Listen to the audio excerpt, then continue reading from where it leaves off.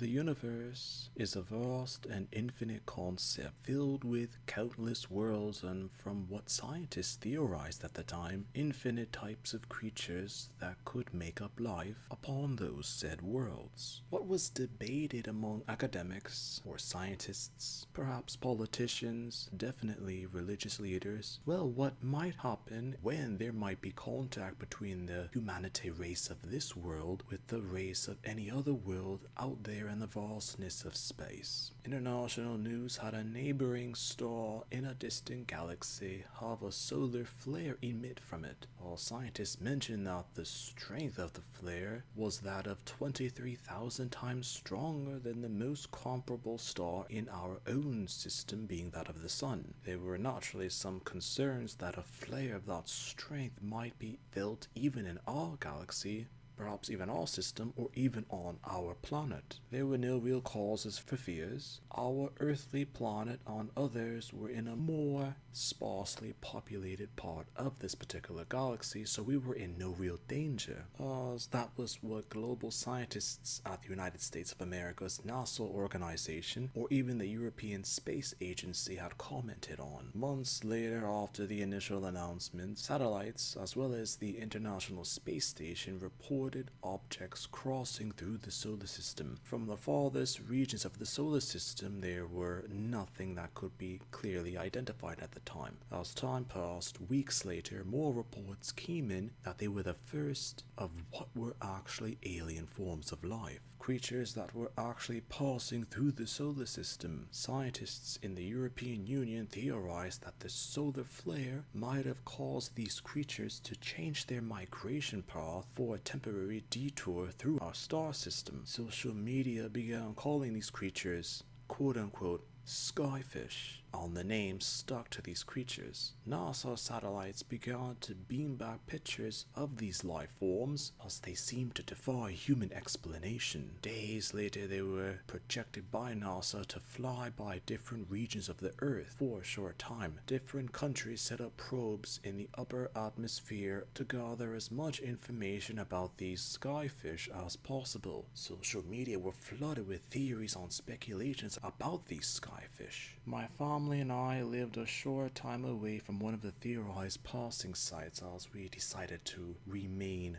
distant and to not be near any of the crowds that would inevitably appear as a result of the alien creatures. We remained in a park near our home, a safe distance away from the skyfish, as people were using their cellular phones or their own professional cameras to take pictures or record video footage of these beings. I spent time with some of my children as I overheard people all around us speaking about the skyfish. One of my children, so innocent from what I remember, actually ran off. An acorn caught their attention as I ran to get them, but I didn't hear that one of the skyfish actually changed direction and headed right for us. Picking up my child and bringing them into my arms, the skyfish swam close to us in what appeared to be seconds. It made no sound. My family was speechless. However, my child, in all of their sweet innocence, reached out to actually touch the skyfish, as one of the skyfish's fin-like appendages also reached out in response to try and touch my child. Instinctively, I turned to shield the child of mine, but the fin-like appendage brushed against one of my arms instead. Oh, that was the last thing that I remembered. Falling into a deep sleep, painless, motionless, nothingness. Apparently the skyfish share a hive mind, and my child motioned for contact as they speak through visible actions. I can't even begin to describe what I had felt at that moment. Knowledge, an entire civilization's history, memories, sights, sounds, all there. Time, space, all irrelevant. Human expression is so limited compared to what they can see, to what they can do, to what they can experience. What I next remember is awakening in a hospital bed.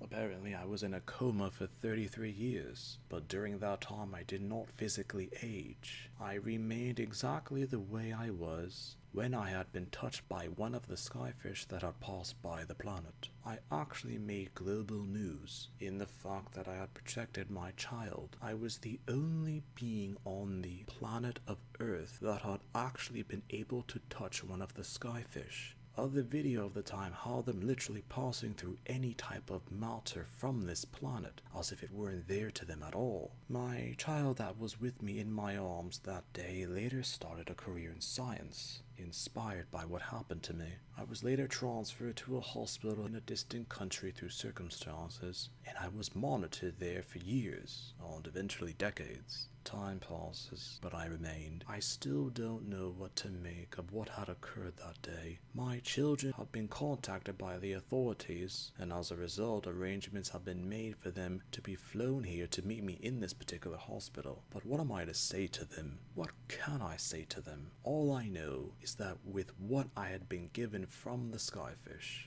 and what I had missed out on in my life as a result of the skyfish, I'll never be personally the same ever again.